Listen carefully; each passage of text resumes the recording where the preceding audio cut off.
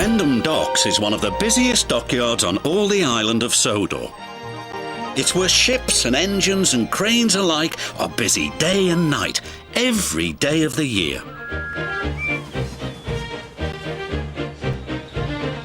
But poor Cranky the crane never gets a nap. He never gets to sleep early. He works all the time.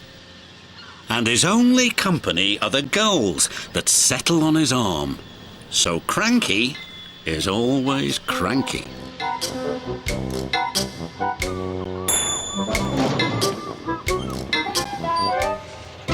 "Ahoy there, Cranky!" cried Salty. "Where have you been?" snapped Cranky. "And a good day to you too, Captain." Bill and Ben arrived for work, full of mischief. "Hurry up!" barked Cranky. "I haven't got all day." "You're no fun," grumbled Bill. "You wouldn't be fun if you were stuck up here," snapped Cranky. "So that's why you're cranky," said Bill. "You're lonely," said Ben. "I'm not," Cranky cranked.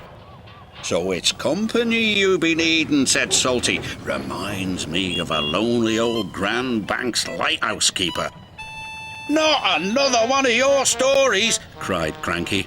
"Oh, please, Salty," they chimed. "We haven't heard it."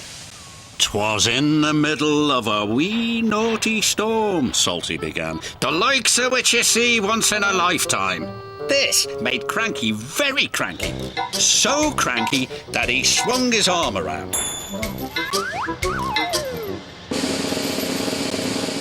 and dropped the pipes onto the tracks instead of the trucks.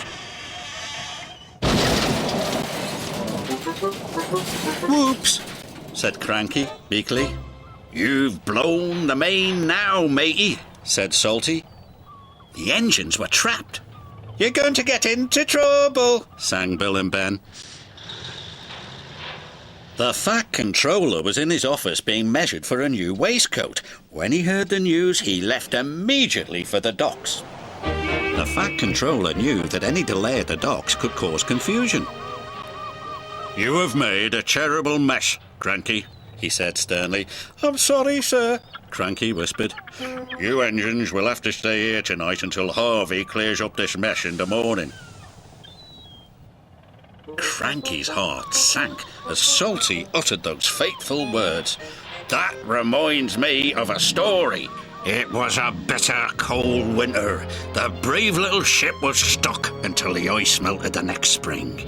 He barely made it round the Cape. After 100 scary days at sea without a scratch, he sailed into port and crashed his bow not 15 feet from my buffers.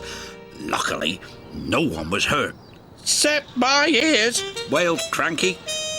Salty spent all night telling tales of powerful storms, daring rescues, and brave little ships. And when the sun rose, he was still talking and talking and talking. "I can't take any more," groaned Cranky. Harvey the crane engine arrived. "The Fat Controller sent me to help clear away this mess," he puffed proudly. Cranky was so pleased the engines would be going soon, he forgot to be cranky. "I'll never misbehave again," he promised, "as long as I don't have to listen to any more of Salty's stories." And after Harvey and the workmen had cleared the wreckage, Cranky worked hard all day.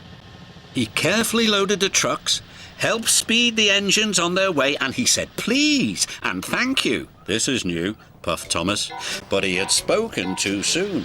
Cranky couldn't help himself.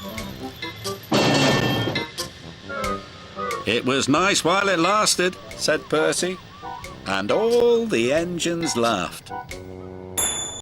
But Cranky was still cranky.